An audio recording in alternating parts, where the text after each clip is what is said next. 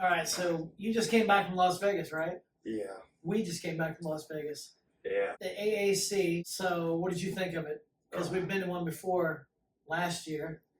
Where do I start?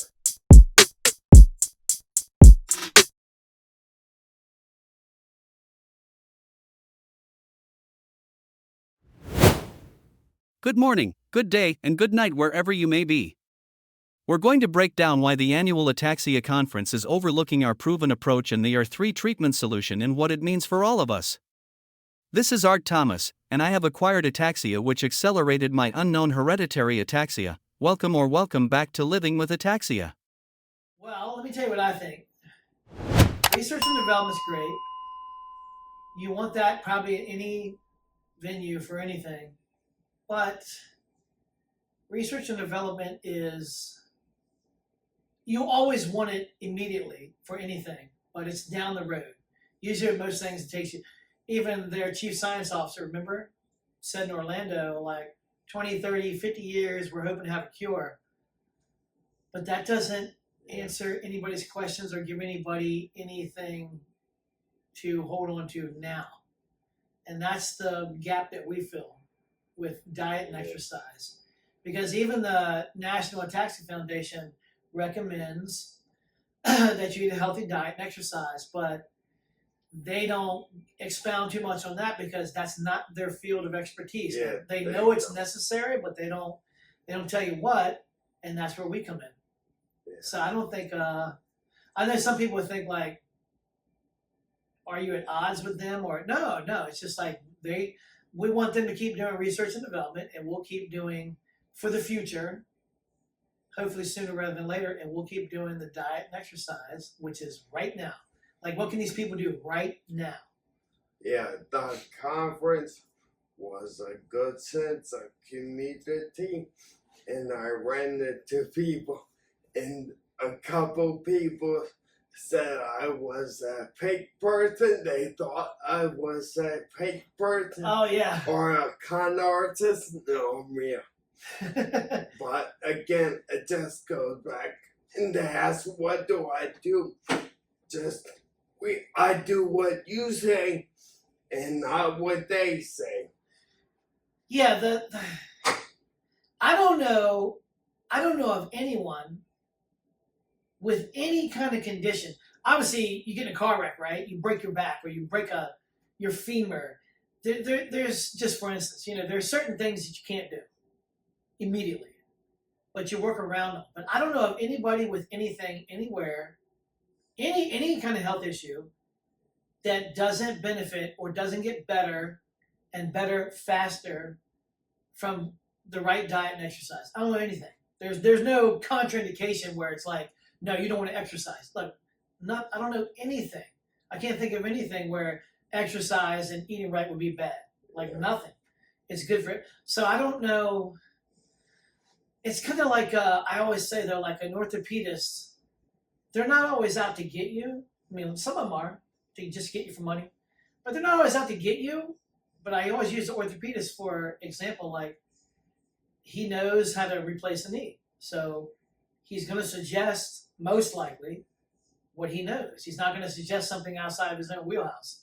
He's not going to suggest an alternative. Maybe some of them might. A lot of times, the sports orthopedists tend to do that. Try every rehabilitative measure you can first before replacing the knee, because sometimes you don't need it. But once you cut on a structure, it's never the same. It's never the same. So do everything you can before that. Yeah. I know too much about that. Exactly. And I just, I don't know. It's because from my perspective, I don't know anything about the research and development. I wouldn't even know where to start. You know what I mean? But that's their wheelhouse. National Ataxia Foundation. They have scientists running research, but it still goes back to, like, if somebody asks you, what do I do right now? Because otherwise you're just sitting and waiting for a cure. And they'll say like, yes, you should exercise, get exercise and diet and eat a proper diet, but they don't tell you and they don't know what that is. They don't know. They don't know. They don't.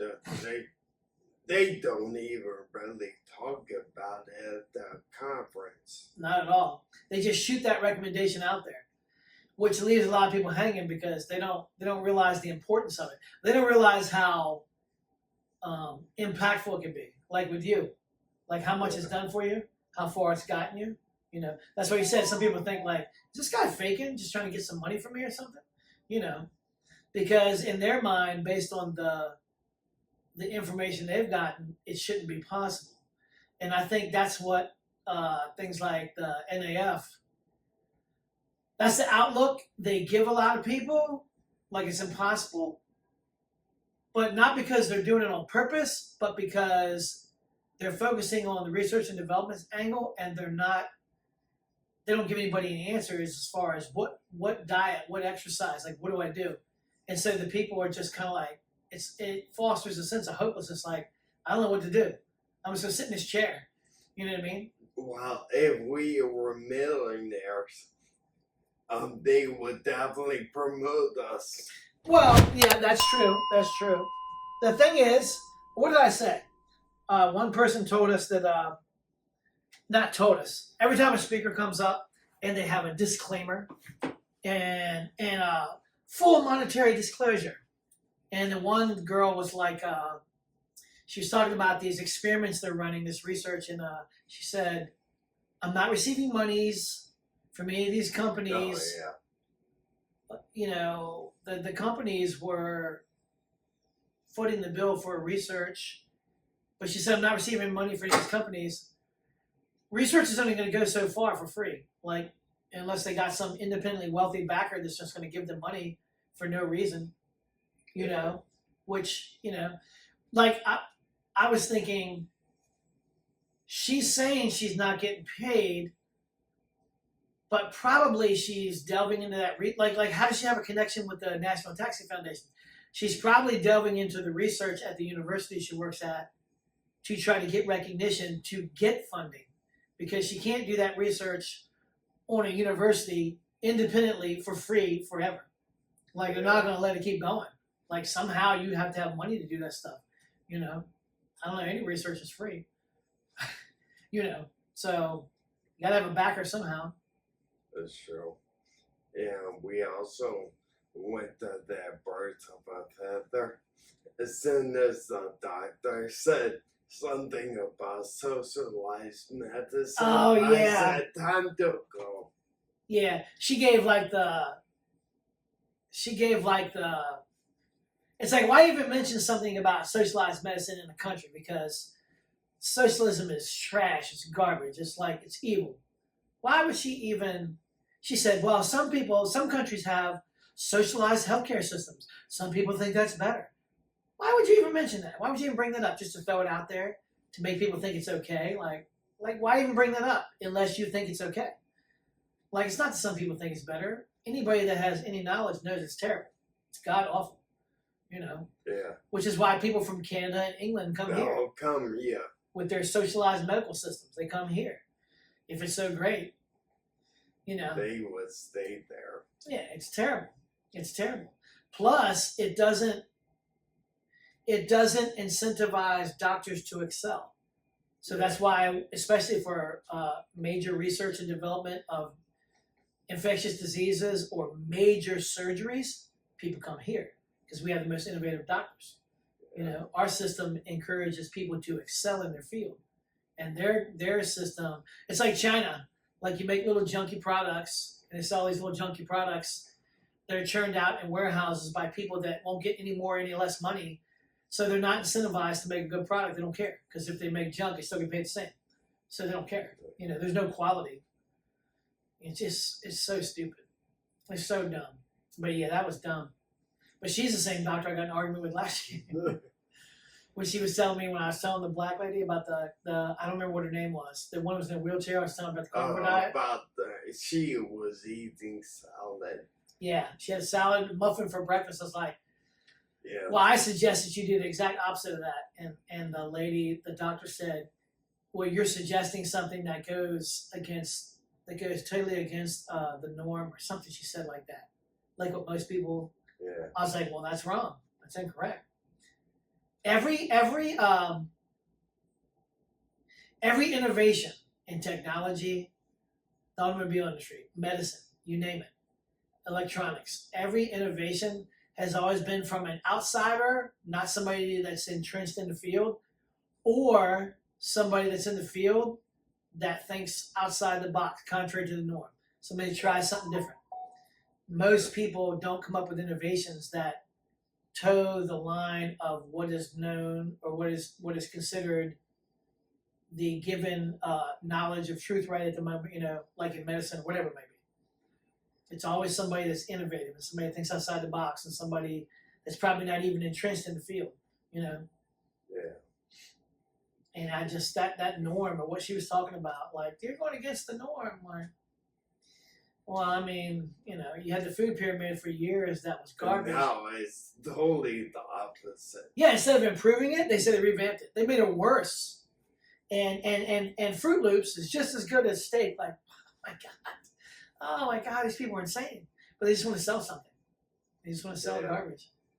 Plus, if I know people think this is like, you're a conspiracy theorist. But I mean, how many times can you look at something and how many times can something be true before you start thinking something's up here? It's not right.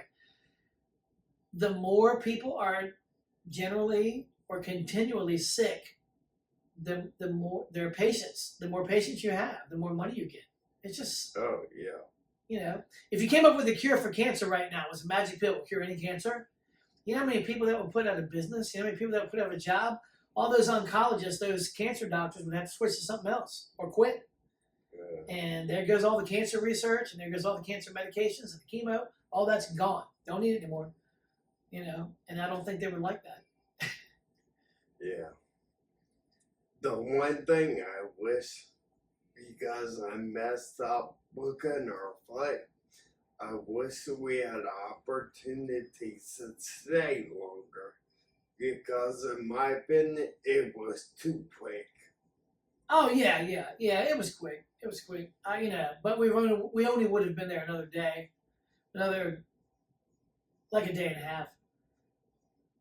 But the last day they have things like a dance and stuff like that, which is fine, like a meet and greet.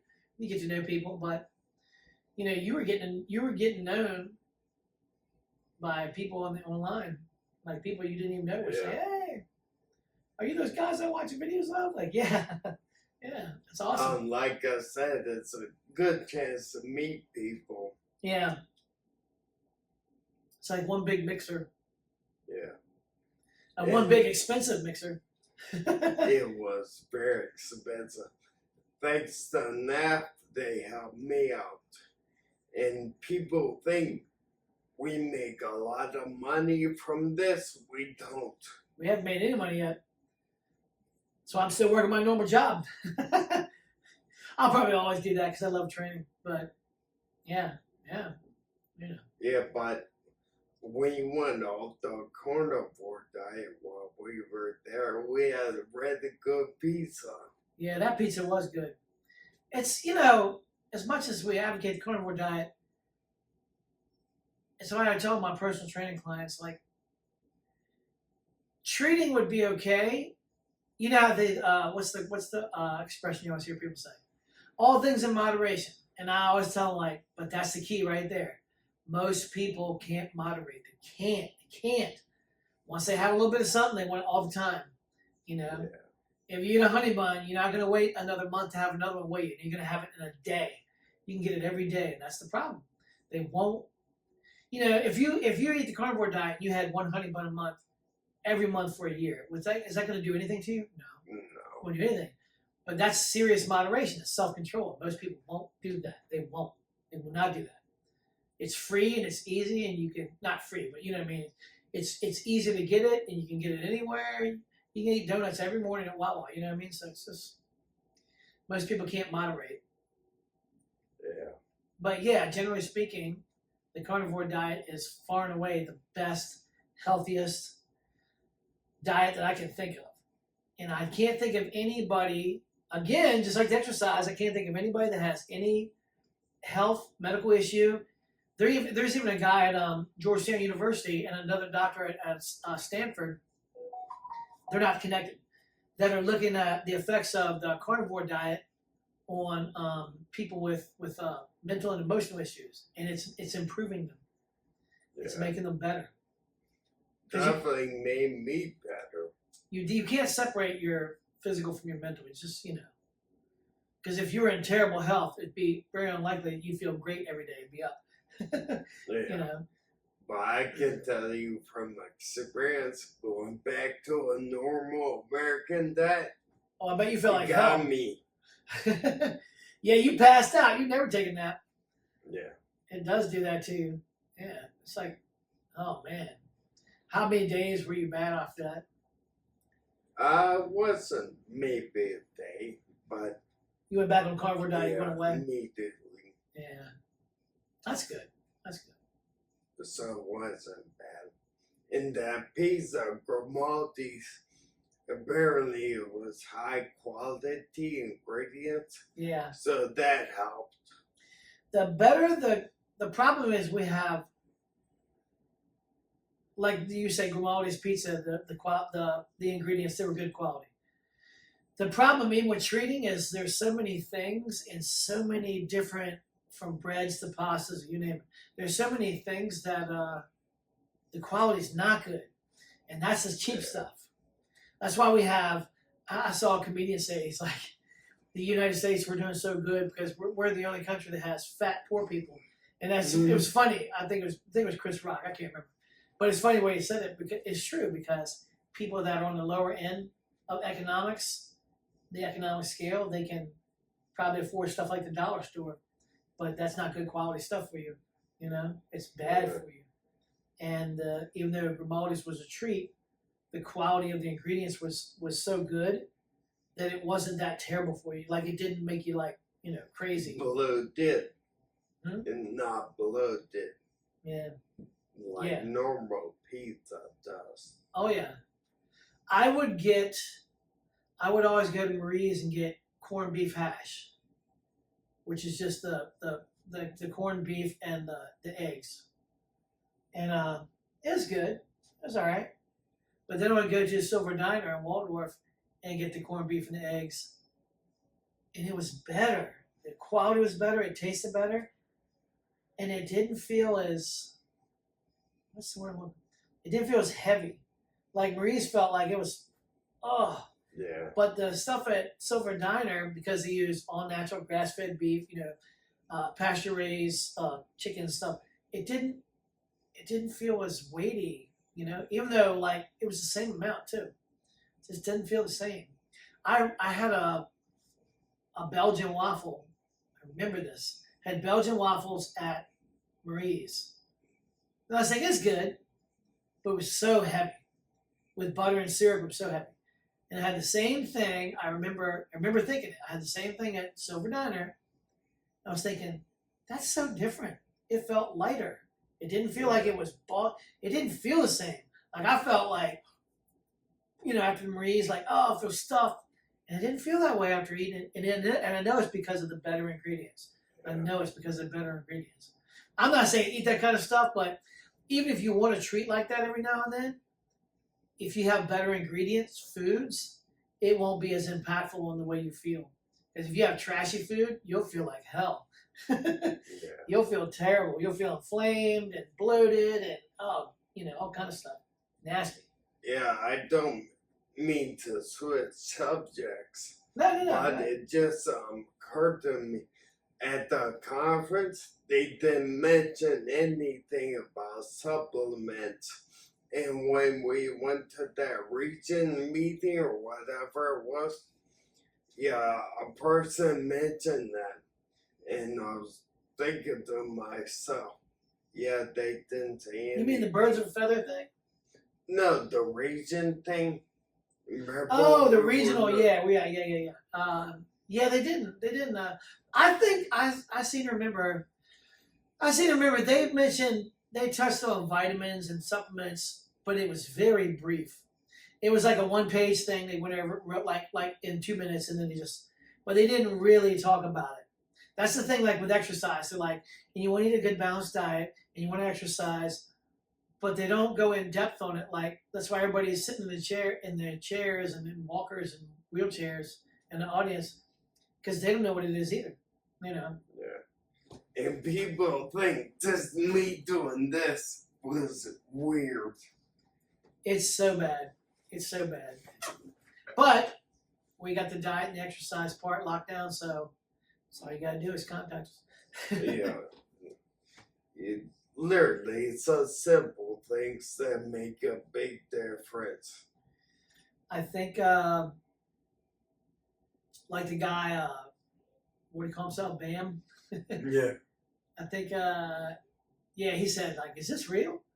I think because they're so used to the advice they get, the standard general advice they get from things like NAF, that I don't think they think it's possible. But like I said, they don't harp on, they don't emphasize the diet and exercise. I won't say harp. They don't emphasize diet and exercise because that's not their wheelhouse. That's not their specialty. They're not experts in that.